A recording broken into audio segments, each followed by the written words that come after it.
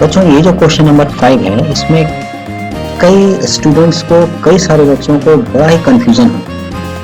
उनको बहुत तरह के प्रश्न जो है वो दिमाग में होते हैं। आइए देखते हैं किस किस तरह के प्रश्न के दिमाग में हो सकते हैं। आपके तरफ से प्रश्न ये हो सकता है कि सर ये हम लोग सबसे पहला बात तो है कि सर हम कैसे निकालें, बेसिक सा प्रश्न है। दूसरा प्रश्न ये हो सकता है कि क्या इसका एक ही वैल्यू होगा या इसके कई सारे वैल्यूज होंगे। तीसरा प्रश्न आपके दिमाग में आ रहा होगा कि सर हम लोग px, gx, qx या rx या ये जो कंडीशन सेटिस्फाई करने को कह रहा है, इसमें px और qx का अगर ये कंडीशन हम लोग सेटिस्फाई करते हैं तो सर हम ये डिग्री 1 के लेकर चलें, डिग्री 2 लेकर चलें, डिग्री 3 लेकर चलें, डिग्री 4 लेकर चलें, सर डिग्री कौन सा लेकर चलें, या इस क्वेश्चन में भी हम लोग डिग्री कौन सा लेकर चलें, या इस क्वेश्चन को बनाने के लिए भी या इस कंडीशन को सेटिस्फाई करने के लिए भी हम लोग पॉलिनोमियल का डिग्री क्या लेकर चलें। और सर पॉलिनोमियल हमें बनाना है, सर हम अपने मन से कैसे बना सकते हैं, है ना।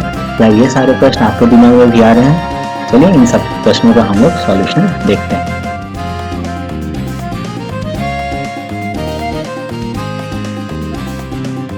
तो बच्चों अब हम लोग आते हैं एक्सरसाइज 2.3 के क्वेश्चन नंबर 5 की तरफ। क्वेश्चन कह रहा है कि गिव एग्जांपल ऑफ पॉलिनोमियल, ठीक है, विच सेटिस्फाई द डिवीजन एल्गोरिदम, जो डिवीजन एल्गोरिदम को सेटिस्फाई करे। साथ ही साथ कंडीशन क्या है, पहला कंडीशन है कि दिस इज डिग्री, ठीक है, DEG का मतलब हुआ degree. So degree of px is equal to degree of qx, degree of qx is equal to degree of rx and degree of rx is equal to 0। तो बच्चों सबसे basic चीज है डिवीजन एल्गोरिदम को समझना, क्या कि डिवीजन एल्गोरिदम का जो फॉर्मूला है वो हमें याद रहना चाहिए। वैसे अगर फॉर्मूला याद नहीं है तो उस फॉर्मूला को डिराइव करने का बहुत सिंपल तरीका मैंने पिछले वीडियो में आपको बताया है ना। तो फॉर्मूला कुछ ऐसा होता है कि dividend is equal to divisor into quotient and plus remainder,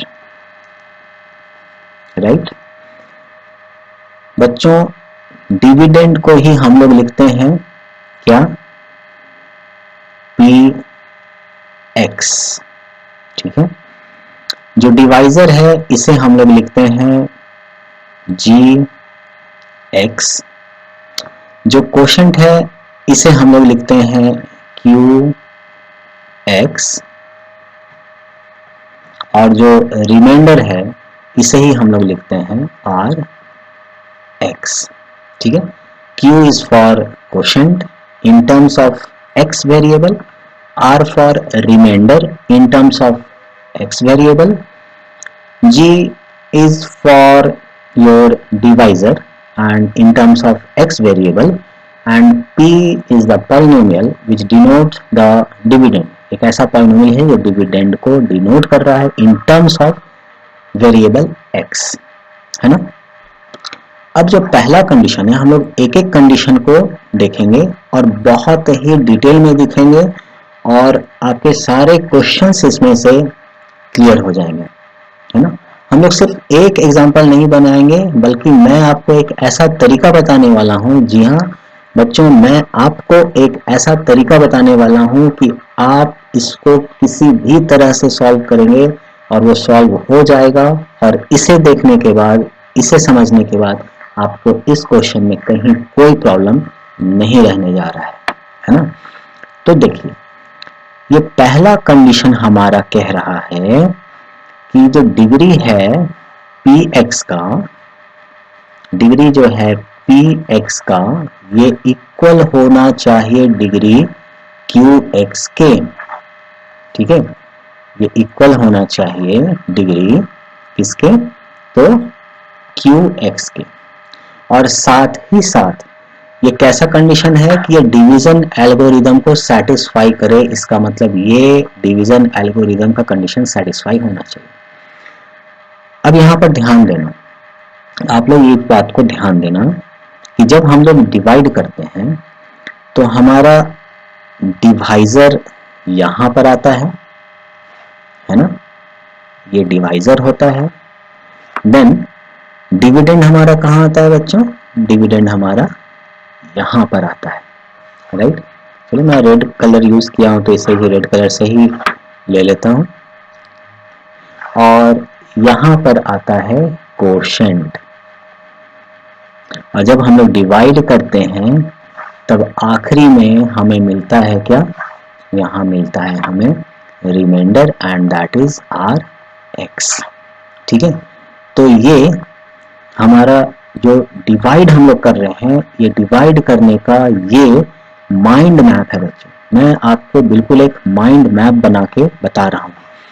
अब आप ध्यान देना कि हमारा पहला कंडीशन क्या है। हमारा पहला कंडीशन है कि px का डिग्री qx का डिग्री के बराबर हो। इसका मतलब px का डिग्री qx के डिग्री के बराबर होना चाहिए। ठीक है, आप सोचिए कि x का डिग्री 0 भी हो सकता है, यस सर। x का डिग्री 1 भी हो सकता है, यस सर।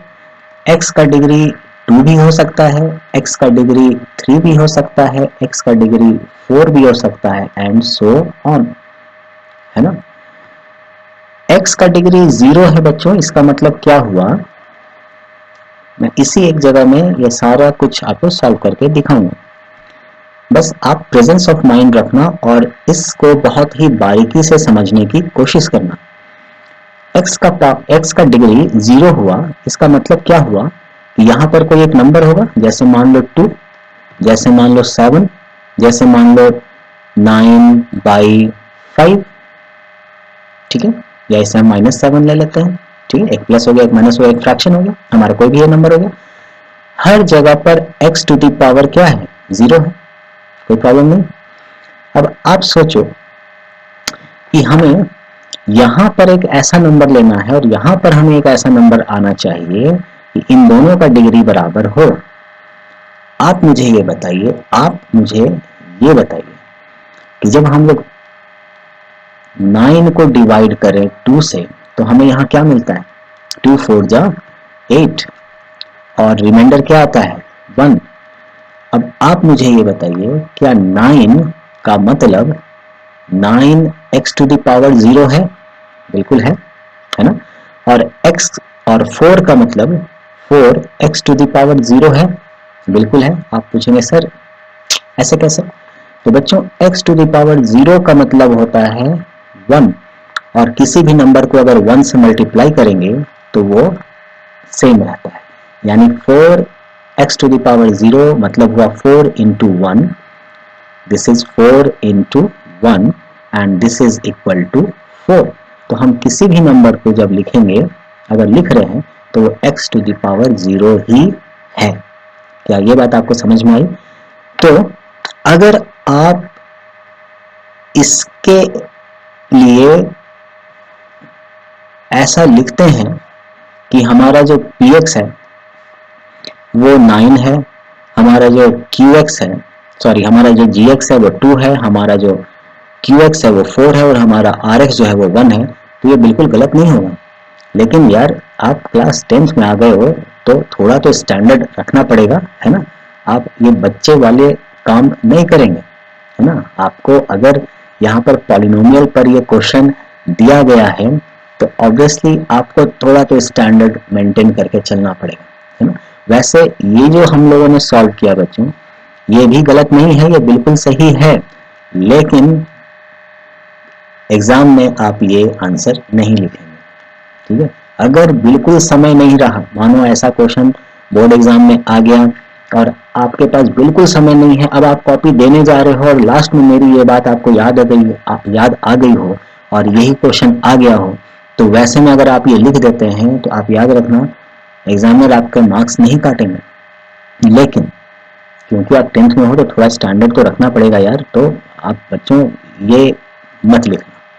अब आ जाओ x टू द पावर 1 यानी x, है ना।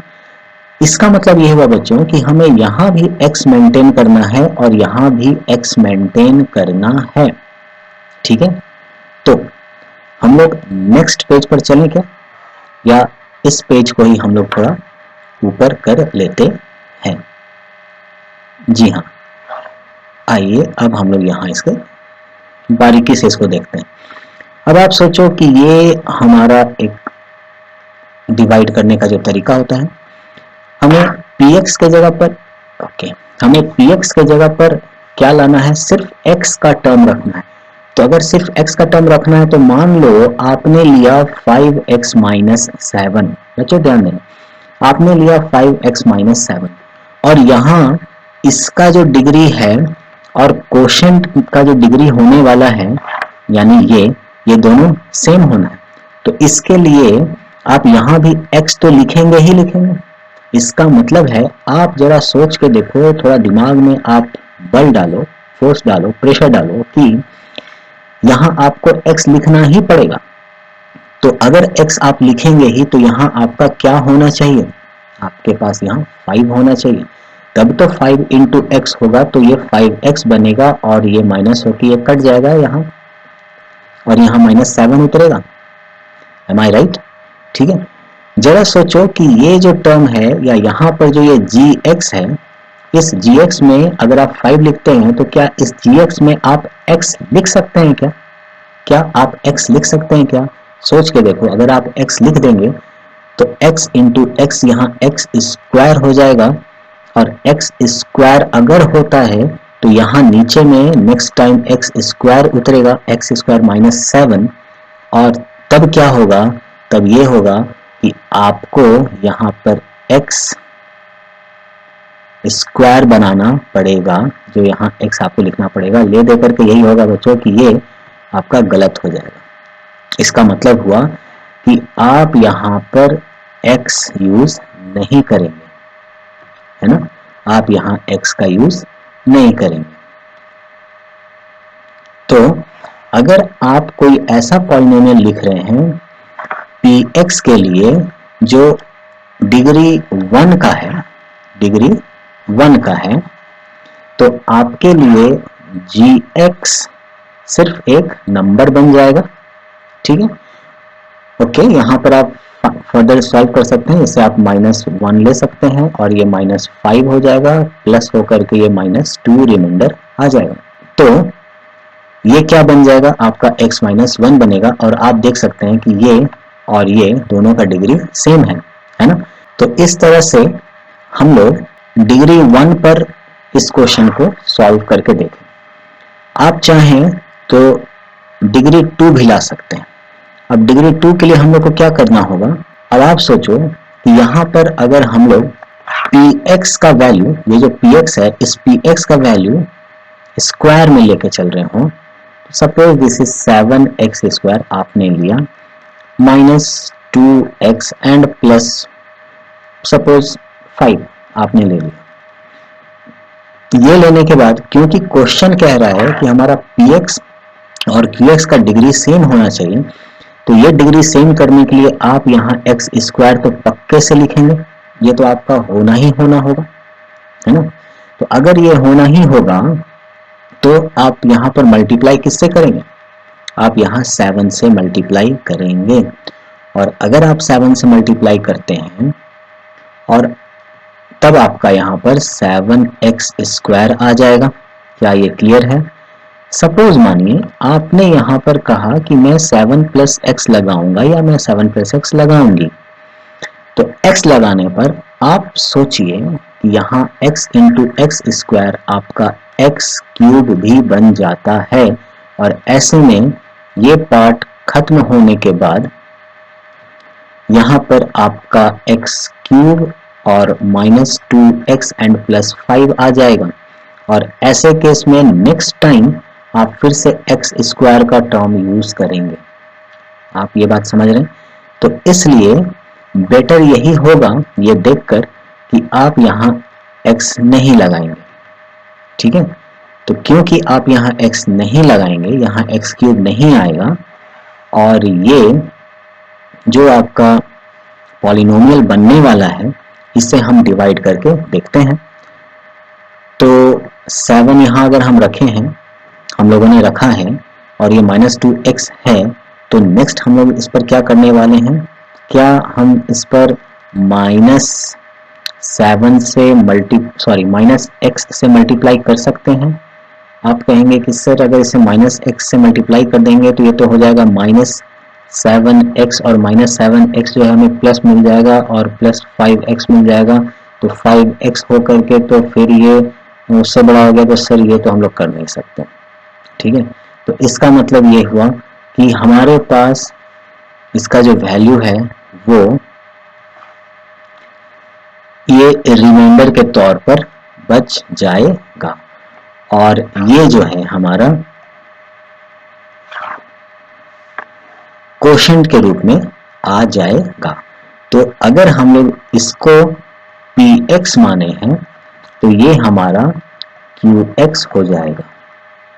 ठीक है, इस केस में अगर इसको हम लोगों ने px माना था तो ये हमारा qx हो जाएगा। ठीक है, तो आप px चाहे जो भी ले लो, है ना, आप उसके अकॉर्डिंगली qx निकाल सकते हैं। चाहे आप डिग्री 1 पे निकाल लो, चाहे आप डिग्री 2 पे निकाल लो। जब आप डिग्री 3 के लिए निकालना चाहेंगे तो वहां पर आप 7 + x लगा सकते हैं, वहां पर आपको कोई प्रॉब्लम नहीं है। तो थर्ड डिग्री यानी x³ के लिए चलो इसे भी हम लोग एक एग्जांपल लेकर के सॉल्व करने का कोशिश करते हैं। मान लीजिए कि आपने यहां पर ले लिया है सपोज 2x³ -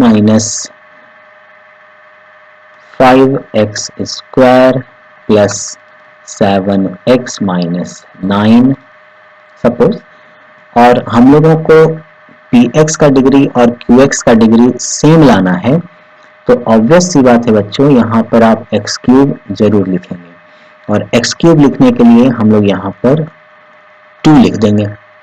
जब हम लोग यहाँ 2 लिखेंगे तो ये 2x³ होकर के आएगा, राइट। अब मान लो 2 के साथ हम लोग यहाँ माइनस या प्लस जो भी है हम मान लो x लगा देते हैं। ठीक है, तो x लगाने से हमारा क्या होगा बच्चों, ये ध्यान देना कि x³ और x मल्टीप्लाई होकर के x⁴ बन जाएगा, और x⁴ अगर बनता है तो नीचे हमारा फिर x⁴ आएगा, और अगर ये x⁴ आता है तो x⁴ को काटने के लिए हम लोगों को x³ से ही ट्रीट करना पड़ेगा, या कैलकुलेट हम लोगों को एक x³ का वैल्यू लेना पड़ेगा। ठीक है, तो इतना ना करके हम लोग क्या करेंगे कि सीधे सीधे इन चीज़ों को हम लोग थोड़ा सा सिंप्लीफाई करेंगे, और क्या करने वाले हैं कि हम लोग सीधे यहाँ x³ और इसको हटाने के लिए 2 ही लेने जा रहे हैं, क्योंकि हमारे क्वेश्चन में तो देखो हम लोगों को करना क्या है, हम लोगों को सिर्फ डिग्री ऑफ px और डिग्री ऑफ qx को इक्वल करना है, ये कंडीशन करना है, मतलब ये वाले को ही हम लोगों को इक्वल करना है। तो अगर ये इससे ही हमें इक्वल करना है तो हम अपने आंसर को उतना कॉम्प्लिकेट क्यों करने जा रहे हैं, है ना। तो ये हमारा हो जाएगा 2x³। आप तुरंत रफ में इसे कैलकुलेट कर लीजिए, है ना। कब, जब आप अगर डिग्री 3 लिए हैं तो सोचो आपको ये ज़्यादा कैलकुलेट करना पड़ेगा बच्चों, है ना। वैसे मैं करके आपको बता रहा हूँ, लेकिन ये कैलकुलेशन ज़्यादा लंबा हो जाएगा, ये आपका समय लेगा, तो इतना हाई डिग्री का आंसर लिखने की आवश्यकता नहीं है। आप या तो स्क्वायर के टर्म्स पर आंसर लिख लो, और या फिर आप फर्स्ट डिग्री के अकॉर्डिंगली आंसर लिख लो, है ना। अब यहाँ पर देखो कि यहाँ पर हमें अब समझ में नहीं आ रहा है कि हम क्या मल्टीप्लाई करें कि हमें ये आ जाए, तो हम अपना फॉर्मूला लगाएंगे कि 2 में हम क्या मल्टीप्लाई करें कि हमें -5x² मिलेगा, तो हमारा आंसर हो जाएगा -5x² / 2। याद है आपको, ये चीज़ मैंने आपको सिखाया था। तो ये -5x² / 2 जब यहाँ करेंगे तो ये -5x² आ जाएगा, ये प्लस खत्म हो जाएगा, ये +7x - 9 आ जाएगा। अब 2 में हम क्या मल्टीप्लाई करें कि हमें 7x मिले, तो ये वैल्यू 7x / 2 हो जाएगा, यानी प्लस हम 7x / 2 करेंगे उम्मीद है आप बच्चों को ये समझ में आ रहा होगा। हो सकता है कुछ बच्चों को ये समझ में ना आ रहा हो, उनके दिमाग से निकल रहा हो, लेकिन आप मेरे इस वीडियो को फिर से रिवाइंड करके देखना और आपको जरूर समझ में आ जाएगा, है ना। तो अगर हम इससे मल्टीप्लाई करेंगे तो ये हो जाएगा 7x और ये यहाँ पर माइनस होके खत्म हो जाएगा, -9 आएगा। तो 2 4 जा 8, है ना। तो प्लस की जगह हम यहाँ माइनस यूज करेंगे, तो ये -8 हो जाएगा, प्लस होगा यहाँ -1, हमारा रिमाइंडर हो जाएगा। तो सोचो आप 3 या थर्ड डिग्री पर भी आप इसका आंसर ला सकते हैं, x⁻³ पर भी आंसर ला सकते हैं। आपके पास ये एक पॉलिनोमियल आ गया है ना, यानी px एंड कोशेंट का qx, ये दोनों वैल्यू आपके पास आ चुके हैं। लेकिन देखो बच्चों ये कितना लंबा है, ठीक है। तो हम लोग इतना समय क्यों लगाएं, क्यों नहीं हम सिंपल वे में जाएं। और सिंपल वे में जाने के लिए आपके पास सबसे अच्छा तरीका है कि आप या तो इसे यूज कर लें, या फिर मुझे ऐसा लगता है कि सबसे आसान जो होगा वो होगा इसे यूज करना। और इसीलिए आप जो डिग्री है वो x का डिग्री या x का पावर 1 लेकर के ही चलिए, और आप इस तरह से इसको बना सकते हैं। आपके मन में जो प्रश्न है कि सर क्या हम अपने मन से कुछ भी सोच सकते हैं, तो बिल्कुल बच्चों आप अपने मन से कुछ भी सोच सकते हैं। सपोज हम लोग फर्स्ट डिग्री के लिए ही अगर ये कैलकुलेट कर रहे हैं, है ना, तो मान लो आपने एक फ्रैक्शन ही सोच लिया, या फ्रैक्शन छोड़ो आप एक सिंपल ही लेकर के चलो, आपने 5x - 9 ही सोच लिया। तो ये डिग्री यानी ये क्या है, ये हमारा px है, और ये क्या है हमारा qx है। इनका डिग्री सेम करना है तो हमें x तो यहाँ लिखना ही पड़ जाएगा, ये हमारी मजबूरी है क्योंकि क्वेश्चन में ही दिया हुआ है। तो हमें तो इसका डिग्री सेम करने के लिए x लिखना ही पड़ेगा। जब यहाँ हमने x लिख दिया तो आप सोचो हम इससे डिवाइड किससे करेंगे, इसको किससे डिवाइड करेंगे, यानी हमें यहाँ 5 लगाना पड़ेगा। तब तो 5 × x इज 5x होगा, और ये कट जाएगा और -9 आएगा। तब आप इसे डिवाइड करेंगे एंड -1 करेंगे तो -5 आ जाएगा, और ये प्लस होकर -4 जो है रिमाइंडर हमें मिल जाएगा, ठीक है। या ये rx मिल जाएगा, और ये जो है क्या है, ये हमारा gx, ओके। तो इस तरह से रिक्वायर्ड पॉलिनोमियल हमारा क्या बन जाएगा, अगर आपने ये लिया है तो हमारा required polynomial px is equal to 5x - 9 हो जाएगा, और qx is equal to x - 1 हो जाएगा। क्या आप इस बात को समझ रहे हैं? अगर आप ये लिए होते तो रिक्वायर्ड px 5x - 7 होता and required qx is x - 1 होता, ठीक है। तो आप अनगिनत कितने भी चाहो, जितने मन उतने चाहो, आप अपने मन से अपने अकॉर्डिंगली आप ये आंसर बना सकते हो, आप पॉलिनोमियल्स को निकाल सकते हैं। और ना सिर्फ आप फर्स्ट ऑर्डर पर बल्कि 0 पावर पर भी, स्क्वायर पर भी, थर्ड पावर पर भी, फोर्थ पावर पर भी एंड सो ऑन, आप किसी भी पावर पर आप ये पॉलिनोमियल निकाल सकते हैं जो डिवीजन एल्गोरिदम को सेटिस्फाई करता है, और डिग्री px और डिग्री qx जिसका सेम होगा। तो उम्मीद है ये बात आपको समझ में जरूर आया होगा, है ना। क्योंकि वीडियो थोड़ा लंबा हो गया है बच्चों, मैं इसे और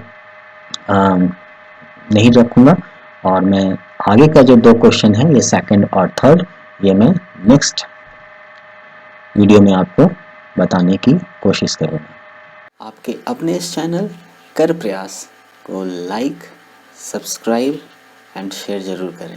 ये वीडियो और भी अपने दोस्तों तक पहुंचाएं। पढ़ाई करते रहें। All the very best. भाग मत कर प्रयास भाग मत।